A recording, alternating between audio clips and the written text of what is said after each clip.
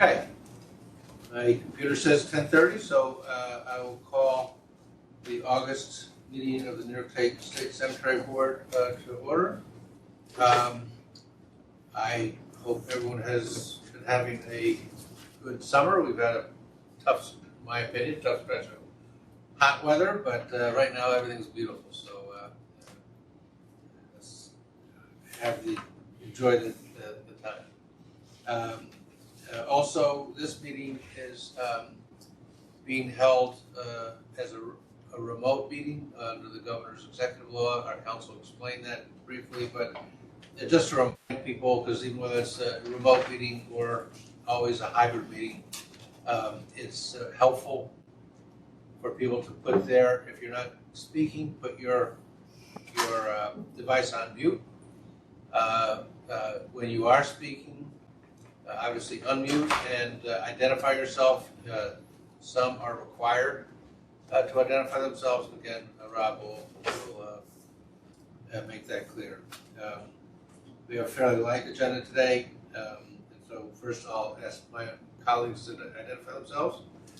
I'm Tom Fuller, representing Dr. Mary Bassett from the Department of Health. Yep. Jill? Hi, I'm Jill Faber, representing Attorney General Letitia James.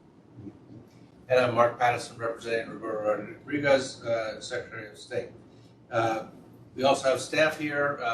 Online is Louis, our director from our Buffalo office. Louis, say there you go. And Alicia Young, our assistant director, and Carrie, how you doing? Glad to have you here. Other staff are here. Okay. So first order of business is the minutes that we distributed to our board members. Does anybody have any suggestions, corrections, changes to the minutes as distributed? Nothing here. There being none, I don't know if they were updated, but the lady from Maine Cemetery is Lori Mayhood, not Lori Hood. I don't know if that was changed or not. I can't quite hear you. Yeah, Brendan, you gotta speak up. Is that any better? Yes. Yes, much, thank you. Okay. I don't know if it was changed. I don't have a copy of them, but I saw in a previous copy the lady from Maine was misidentified as Lori Hood. Her name is Lori Mayhood. The last name is Mayhood. Brendan, can you email that to me? I'll make sure that gets changed. Absolutely. Thank you. Oh, thank you, Brendan. And apologies to Mayhood. So I've got a motion made to accept the minutes distributed. Do I have a second? I'll second. Seconded. All in favor? Aye. Aye. Hi. Thank you. Rob, do you want to, in addition to your report, just talk about the rules of the road here? Certainly. Good morning, everyone. I'm Rob Vandalism from the Office of General Counsel. The meeting is being held remotely pursuant to Executive Order 11 and extensions. The public was provided information to attend remotely. The meeting will be recorded and transcribed. Would you like me to move into the legislative report? Sure, love it. All right, so the legislative report was distributed prior to the meeting. I just have one note. Last week, A9977 was signed into law. Permits crematories to transport human remains during a disaster emergency in the event the crematories into the disaster area are inoperable or lack capacity. Does anyone have any questions on the legislative report? No. Thank you, and I have no regulatory update. Okay. Thank you, Rob. Appreciate your contribution. Louis, you have a division report? Hang on, I'm sorry. Let me just. You're good. You're not muted. No, I'm looking for the agenda, which I'm not finding. Hold on a second. So while I'm looking for that, I will give you. I don't think we really have an update on staffing. Our Buffalo staff has started. Our Binghamton person is supposed to start next week. Carrie's going to meet him out there. We're interviewing for Albany positions. We interviewed 2 candidates. These are both for senior accountant. We have 1 or 2 more people we're going to be interviewing next week. Don't know whether it's 1 or 2 yet. As always, filling the administrative position in Albany is proving elusive. And we're waiting on HR for a project assistant position to try to get some temporary help with a more senior accountant to help all the new accountants we brought on. Also going to report that division approved 2 columbarium projects pursuant to our delegated powers. One at Corwin, one at Cold Springs, both in Niagara County. Cold Springs is either their 4th or 5th. Corwin is their 2nd or 3rd, I think. They've both done well with them before. Both of these projects took inordinately long because the cemeteries had some compliance issues that they had to address, which not so much about the columbariums as about keeping up with filings, and they've done that. So we're happy to have done that. Excuse me. I had something else I was going to talk about, but I don't remember what it was. So in the hope that I thought about it. Louis, it was the letter we received today. The letter I just emailed you about the penalty. Oh, yes, thank you. And then I was going to turn the floor over to Michael and Katina because we have some successes to report in preventing abandonment. But yeah, we got the board had approved a penalty for West Monroe for going ahead and doing their columbarium project without our permission. Somebody suggested that instead of making them pay us, which is not helpful to the cemetery, we would ask them to take the money that they would otherwise pay us and restrict it by transferring it to permanent maintenance. So they still feel a little bit of a hit to their general fund, but it's at no detriment to the cemetery. They gladly did that. We got a letter today confirming that the transfer had been made. So frankly, we think this may be an approach where there are non-compliance but not bad actors involved that we can try, where it's more than, where the proper response is more than please don't do it again and less than referral to the Attorney General for aggressive action. This is probably something we'll be using more of. I'm just going to tease for next month. We are going to be coming up with a proposal, which we'll share well in advance, to delegate certain retort replacement applications to the division so that they don't have to come to the board. We're getting a lot of retort replacement applications, and where there's nothing complicated involved, as is frankly always the case with a grandfathered standalone, but where it's a plain vanilla application, we really think we can do those ourselves without having to come to the board.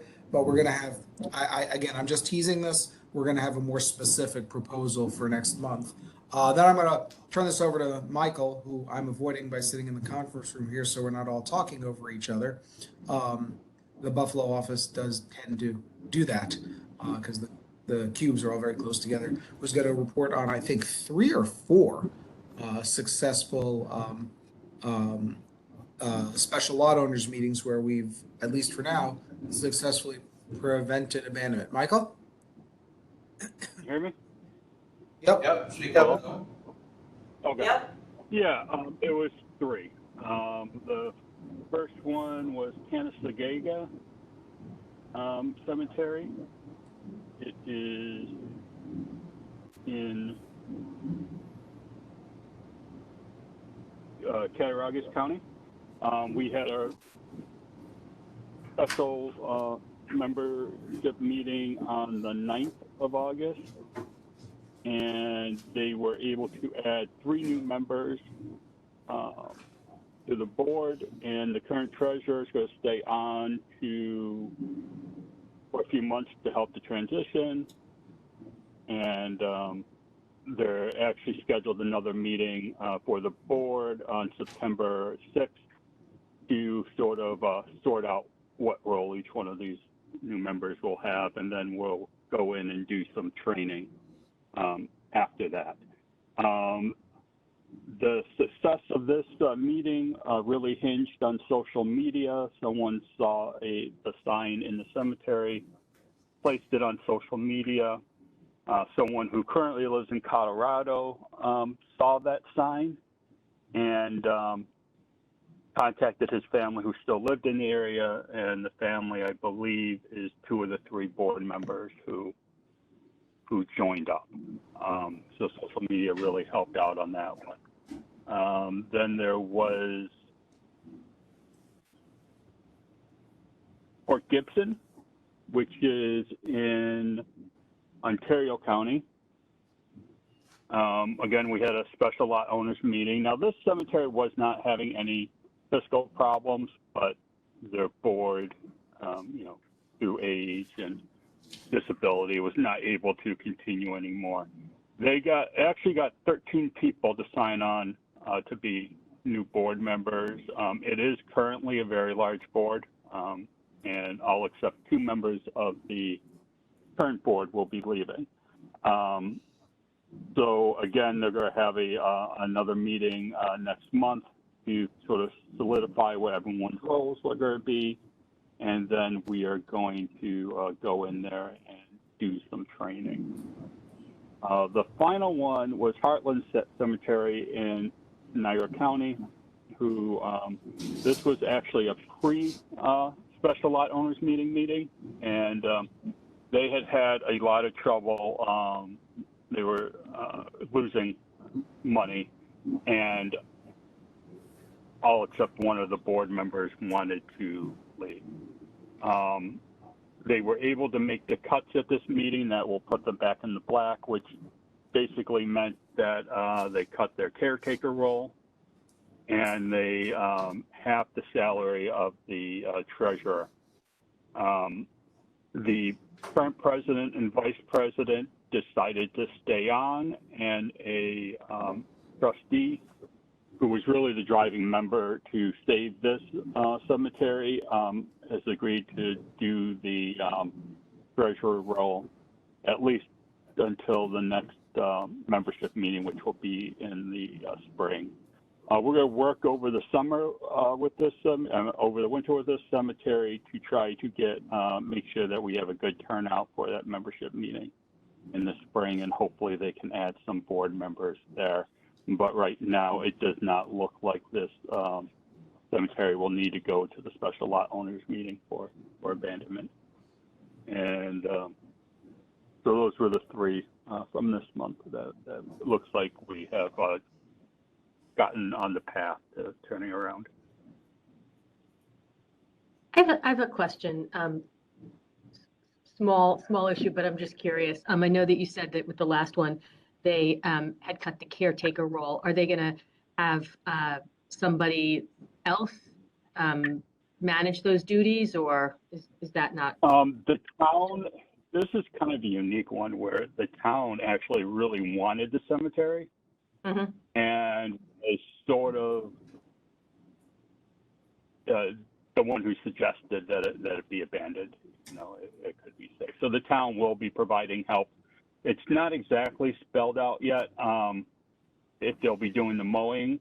Right now, all the equipment at that cemetery, the mowers and the backhoe, are all provided by the town. It's on a very prominent road in the town.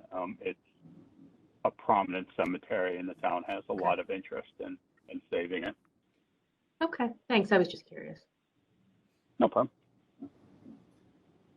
And Mike or Louis, or are there elements about this that we think are, unique, or what made these work, or just?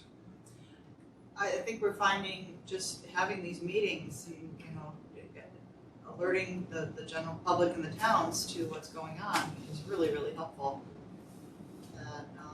Social media has seemed to be helpful as well. Both of the special lot owners meetings were on social media, and I think really helped turnout. And like I said, for Canasagega, without social media, that probably would have been abandoned to the town. They probably would have only had 1 board member, if that, after that meeting. It sounds like, I guess it's mixed. The biggest presenting was availability of interested board members.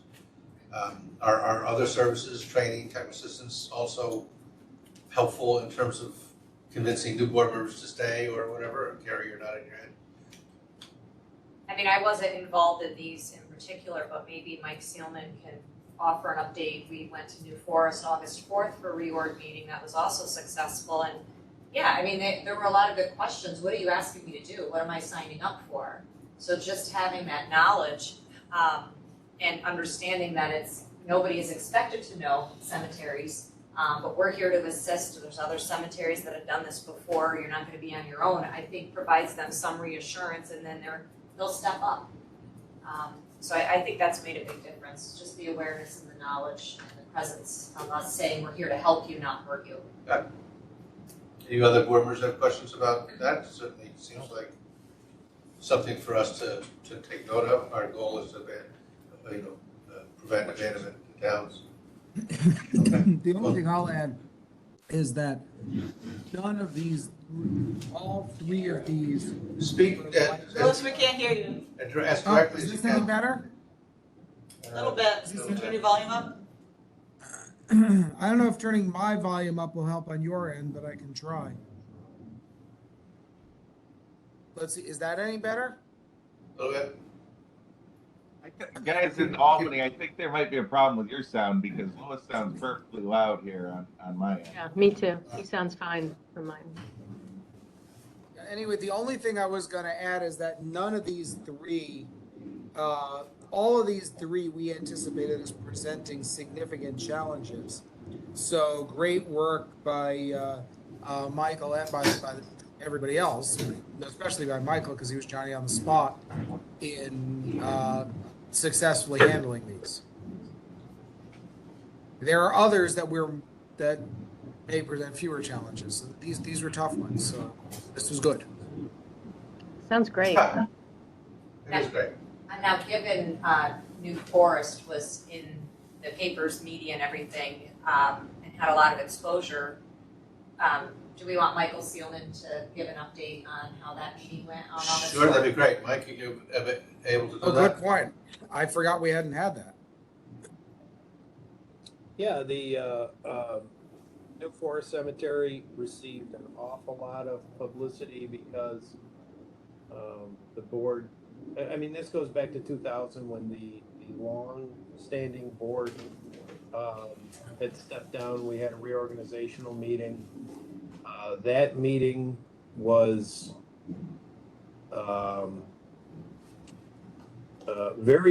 it was very well attended, but it was not very well organized. We ended up not having access to the bylaws and electing, I think it was 16 trustees, many of which dropped away.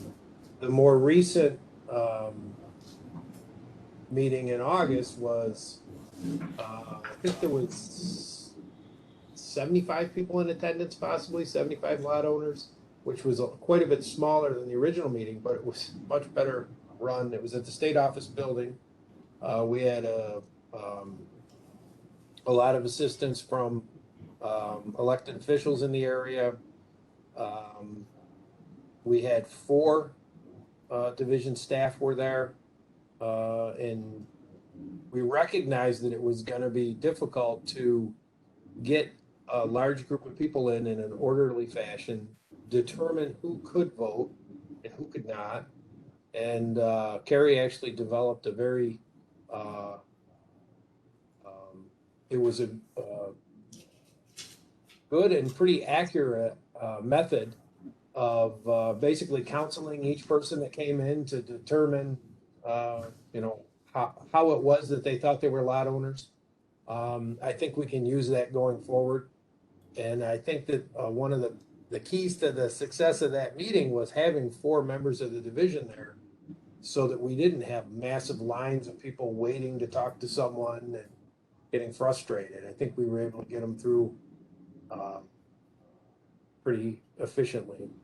And then the actual election ended up being a hybrid of, there were 2 groups that had put slates of officers forward, and the final board is a hybrid of those 2. We've had contact with them since. They've been having their meetings, and we're very hopeful about the future of New Forest Cemetery. Thank you, Mike. New Forest was definitely, you know, a success story. And I think it shows, not just New Forest, but all of these show that the division, you know, has a role to play there in various fashions, not just hopefully before there's a crisis, when there's a crisis, and then on follow-up to make sure that we provide whatever assistance we can. I would make the one point that the one thing we can't do is take over a cemetery, which was a sort of part of the discussion at New Forest. And so the existence of board members could help us get to a special lot owner meeting and keep business going until we can help them recruit new board members is really key. So I think that's great. Congratulations. And I don't know if the board members again have any questions. No. Couldn't tell whose phone was ringing. It's mine. Okay, so we'll move to Louis. Is there anything else that you're reporting on? Nope. Okay. If there's no other questions of Louis and the division, we'll move to the vandalism report and then take on the vandalism requests. So I circulated my vandalism report. I'd like to call attention to page 2, the amounts of the appropriation that has been spent and that is still owed on applications that have already been approved from prior years and this year. That would leave about $657,000 still available for applications. We have pending applications 2 today, totaling $88,000. And we also have 9 in the pipeline, totaling $421,000. So if all of those get approved, plus the monies that are already promised and has already been spent, we have about $150,000 available for future applications for the rest of the fiscal year. Although, you know, the season for vandalism applications is going to be coming to a close, so I really don't see where that's going to be a problem. A lot of stuff will get pushed to the next fiscal year. The other thing I'd like to make note of is that we have received 1,336 annual reports so far this year. Those are total reports received. Some of them are for prior years, but the vast majority are for the prior fiscal year, and 543 were filed online, representing about 41%. And again, we're going to encourage people to file online. Yeah, thank you. And again, that's another success story. So I think supporting people in getting over the hump of filing online is, you know, helpful to them and helpful to us. So we get better data and less stamp time. So that's a good increase. We should move to the 2 vandalism applications that we have. The first is, let me say, anybody have any questions of Alicia on our vandalism report? No questions. Okay. Thank you, sort of go back. All right, so the first application is from Lennox Rural Cemetery in Madison County in the amount of $51,408.84. It is a dangerous monuments application. Can someone present that to the board? This is Mike Seelman. Lennox Rural submitted an application for repair of 105 cemeteries, or, excuse me, 105 monuments in the cemetery. It's in the town of Lennox, Madison County. The most recent of the 105 monuments requested was from 1922. The cemetery has researched their records, and they don't have lot owner information for any of these monuments as they're so old. They did not receive any response from the legal notice that was submitted. The contractor is going to install 42-inch foundations. The total amount that the contractor is charging is $489. I list this because they couldn't get a second bid. They have letters of I guess, refusal from another contractor. So I compared that $489 average to the last 10 applications that were approved, and it's far less. It seems like a reasonable price. And I've recommended approval of this application. Okay, Louis, Rob, you have anything to? No comments from council, thank you, Mark. Okay, so any questions of board members? No, it's a No. good price this time. Just Okay, a I'll make a reminder, motion. Mark, just a reminder that the motion is subject to the availability of, or should be subject to the availability of funds. Okay, thank you. I'll make a motion to approve the application from Lennox Rural Cemetery in Madison County in the amount of $51,480.84, subject to the approval of available funds. Do I have a second? I'll second. Second. All in favor? Aye? Aye. Motion carries. Thank you. This next application is from Augusta Cemetery in Oneida County, in the amount of $36,997.20. Can someone present that application to the board? This is Mike Seelman again. The Augusta Cemetery is located in the town of Augusta, Oneida County. They've requested repair of 41 hazardous monuments. The newest of those monuments is 1926. The cemeteries reviewed their records. They do not have information on the last known owners because the monuments are so old. They did not receive any response to the legal notice that was run. In this instance, they received two estimates.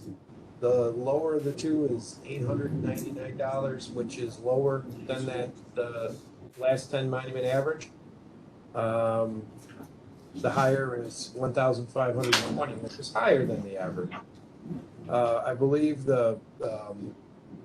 this is the same contractor that received a low bid at Lennox Rural, and the real difference in the monuments between here and Lennox Rural is Lennox Rural is very accessible. Most of these monuments are right off roads, whereas with Augusta Cemetery, it's more hilly. They don't really have proper roads throughout the whole cemetery. And many of the monuments in Augusta Cemetery were larger than the ones that were in Lennox Rural. And it's the same method. The contractor is going to put 42-inch foundations under the monuments and reset and reseal them. And I've recommended approval in the amount of $36,997.20. Okay, Rob, you have anything to add to that? No comments from council, Mark. Any other questions from board members? No questions. Okay, so I'll make a motion to approve the application of Augusta Cemetery in Oneida County in the amount of $36,997.20, subject to the availability of funds. Do I have a second? I'll second. I have a second. All in favor? Aye. Aye. Aye. Motion carries. The top of things is proposed 3, but I see there's only 2. Yeah. There's not a ghost application in there or anything? Nope, it's right on the first page, on the second page. Okay, so that means we move to our other business. We have a land purchase at Graceland Cemetery. Is there someone who will present that to the board? Sure, I'll do that. So Graceland Cemetery was approached back in November by the Albany Land Bank, which owns a chunk of, which is a not-for-profit. They own a chunk of property on the border, on that borders the cemetery. There's essentially, I can't really draw it. It's kind of like almost like a heart shape. Like the cemetery's main piece is over here, and there's a bit over here, and there's a chunk taken out of it where there's a paper street and a bunch of parcels. Getting from here to here, going through the cemetery's own land, is not so simple. Not entirely clear that it's really feasible with their resources. Um, they are not planning on developing the piece of property that's hard to reach anytime soon. But the land bank approached them about this parcel that would essentially provide a missing link from the developed parts of the cemetery through I guess it's a semi-developed path that would lead out to the paper street, which they could then cross and get to the other piece of the cemetery, which is at the end of the paper street. If that parcel were sold to somebody else, they would essentially lose access to that piece of land. Like I said, they don't have any immediate need for that piece of land, but they will eventually. And it's also right adjacent to the thruway on like right by exit 23, and it may have some value if the cemetery were to want to sell it, and this way they'd be preserving better access to it either way. So they are acquiring this little tiny piece of property from the Albany Land Bank. The cost is $400. The president of the cemetery agreed to donate the money to cover the cost. The cemetery, by the way, is doing a survey. Is paying for a survey, which will certainly cost more than the parcel itself, to make sure they know what they're getting and that they're getting clear title to it, because the land bank is not giving them a warranty deed on it. The only other thing is there are no appraisals here. I looked at the tax valuation. I'm doing this from memory. I didn't open up my report. I want to say it's about $8,500. Regardless, based on, we don't usually use tax valuation, but it's clear from the tax valuation that the property is worth well over $400. So we think that getting an appraisal that will actually cost more than the purchase price didn't make any sense. We think that they've sufficiently established that they're not paying above market for this, whatever the market value is, it's nowhere near what they're paying. Graceland's current in its obligations to the division. It's well run. There are no related parties here, and we'll recommend approval. Oh, do you think that, Ed? I would only add that as Louis covered, the contract is for title as is, but based upon division's conversations with the cemetery, they're taking steps to ensure that they're getting what they think that they're getting. Does any board members have any questions about this application? No. No. Okay. So, we approve, is that what we do? I'll make a motion that we approve the purchase of land of Graceland Cemetery from the Albany Land Bank. I don't think there's any other conditions, subject to. So that's it. Do we have a second?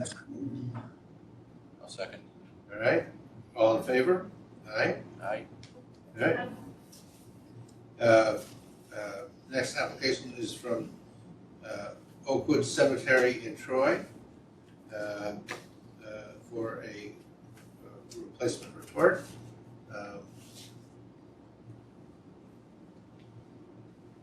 Does someone want to present that? That one is mine. Good morning, this is Len Green from the Division of Cemeteries. Oakwood Cemetery is a large historic cemetery in the city of Troy. They're looking for approval to replace one of their retorts in the cemetery. They currently operate with 2 retorts, and the one that they're looking to replace dates from 1976. And while it is very old, according to like crematory standards, it does still work. It works well, but they do want to replace it in order to comply with the new DEC emission guidelines. So they're want to have this in place well before that the new guidelines take effect. And so the new retort is going to be a Matthews Super Power Pack Plus, and it is very efficient, and it's a good unit. So they're hoping to get that in fairly soon. And the total cost of the project is going to be $250,000 and $250,506.48, and that will include the cost of the retort itself and the installation. The contractor, they have to hire a contractor to do all the installation work, and delivery and removal of the old retort. And so that's a total cost, and they do need this retort because they they're currently operating. They do over 1,000 cremations a year, so they do need to continue to operate the second retort. So this is much needed for them, and everything seems to be in order. So I do recommend approval. I have a question. Will the new DEC regulations require them to upgrade, or would the existing equipment be grandfathered? No, they don't require it. I believe it's any machine. There is a date. I don't recall off the top of my head. Standard is such that no retort installed before 1990 is going to be able to be brought into compliance. Okay. And those have to get replaced. They're not allowing them to continue. Okay. They have a What's the 5-year date? phase-in, which ends March, I think, 15th, 2025. It's March 2025 in any event. Thanks. I will point out that I have family buried at Oakwood Cemetery, but there's no conflict that I can imagine with this request, so I'm just noting it for the record. Rob, did you have anything else to add to this? No comments from council. Thank you. Fabulous. Do I have I'll make a motion to approve the application of the Oakwood Cemetery in Troy for a new retort. They're paying that out of their general fund, is that? They are paying it with a loan from Merrill Lynch, who holds their $1.8 million in their general fund. They determined that the interest rate that this loan would charge would be less than what they're earning now in returns on their portfolio. They're gonna monitor that. There's no penalty for early repayment. If it turns out that they're not making as good a return as what the interest rate is, then they'll pay it off. Great. We were Okay. initially a little concerned about that, but they persuaded us that this made sense.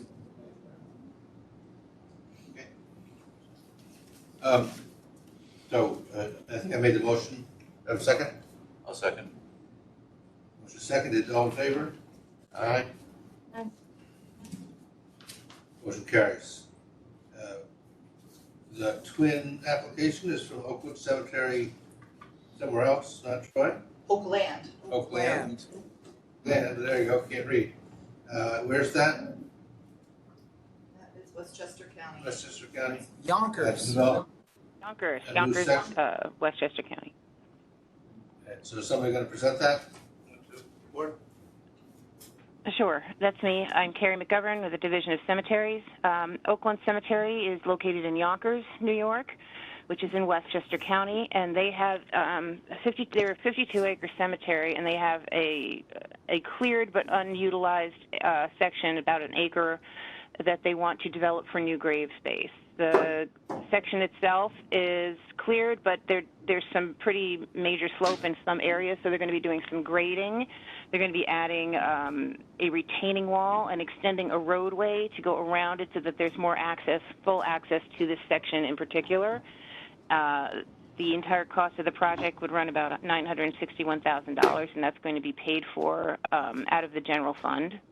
The cemetery can afford it. The cemetery has a really big need for grave space. They do over 300 burials per year, and this is going to give them, I think, 1,200 full-size graves and 300 graves that are suitable for cremains or infant burials. So that's a lot of grave space that they'll gain with this project. It's something that they can afford. It's something that they can easily get done in a reasonable fashion. I recommend approval of this project. Okay, Rob, do you think to defend this project? Yeah, I would direct the cemetery board's attention to page 36 of the application. The proposal from the cemetery does involve what may be a related party transaction. The son of a board member has been doing some consulting on this matter. And so page 36 are minutes in which the board met. The board member with the potential conflict was excused. The remaining board members deliberated on the qualifications of board member's son, who has a background in engineering and would be doing some consulting work at $150 per hour. The board considered that an alternative consultant would be $450 per hour, and then they decided that they would proceed with having the board member's son act as a consultant. The only thing that I didn't see, and I apologize if I missed it, would be what the cemetery anticipates to be the total cost spent on the board member's son as a consultant. I see the hourly rate, but I don't have a total budget amount. Do we have that number, Carrie? I am looking. I don't know that I do. Vince, do you have that number? That number is not, it never came up. The board member is available if we'd like to reach him. Yeah, we can't ask the board member the conflict. There's a conflict, that's a good point. Is Hugh on the Hugh, call? are you on the line? Yes, Nobody- I am. Board member is on the line right here. Mr. Ferguson, Treasurer of the Board of Directors of Oakwood Cemetery. Okay, do you have anything to add, or can you help us answer that question? I didn't understand the specific question about numbers for what exactly. Is there a sense of the total amount that will be paid to the engineer? Well, there isn't. The engineer is Sarka left. The gentleman we're talking about is Donato Satani Jr. He's not the engineer on the project. He is a consultant. Basically, he's involved in telling us on the board when a section of the cemetery work would be completed based on his standards of construction so that we could pay the contractor involved. So he's more of a, I don't think it's going to involve an enormous amount of work, but he would have to be on site and inspect the work that has been done to approve payments to the contractor going forward. I couldn't estimate how many hours that would take, but it would be a few hours throughout the project, maybe 10 total, something like that. Okay, it's helpful. I think clarification. I see board members nodding their heads. And okay, well, I don't think we have any other questions of you on that. Thank you for attending, and as always, thank you for your service on the board of Oakland Cemetery. And also, I think privilege of the chair because we've had some circumstances where this didn't happen, but I appreciate the approach that you took to make sure that this third-party or potential third-party transaction was transparent. So, thank you. I'll make a motion, if there's no other questions, to approve the application of Oakland Cemetery in Westchester County to develop a new section. I'll second. Seconded? All in favor? Aye. Motion carries. Our next meeting, that's the end of our agenda? Our next meeting is September 25th? 20th, sorry. 20th. Yeah, the reason to just normally, I think we are hoping that by October or at least November, we can get back to meeting the second Tuesday of the month, but September 13th, which would be the second Tuesday, is the State Association of Cemeteries Fall Conference. So we'd rather obviously not want to conflict with that. Right. We have a public comment and session, and after that, we are going to move to a meeting exempt from the Public Officers Law in order to have some privileged discussion with our council. But first, the opportunity for the public. Yeah. Mark, I should say for the public that we do not anticipate returning to public session after that meeting. We don't anticipate having anything to report out. So I think we always exit and then report that there's no action taken, right? Is that what we normally do? Rob, do we have to do that? And do executive session, this would be, so a meeting exempt from, Okay. from open meetings law doesn't involve Okay, that executive session. So in this case, we will, after the public session, we'll adjourn this meeting. And then we will move to our exempt meeting. So we always invite people, members of the public online or here to comment on the business before us or any other business that might be before us. Is there anyone wishing to speak to the board today? No one online. David Fleming from the New York State Association of Cemeteries. Really pleased to hear the work the division's doing on preventing cemetery abandonment. And NYSAC stands ready with a whole host of our board members who have offered their professional services and their staff to assist as well. Really, if there are cemeteries in the area of particular board members of NYSAC, we'd be happy to provide some assistance and expertise and management, and to work with the division in doing that so that we might be able to help these struggling cemeteries.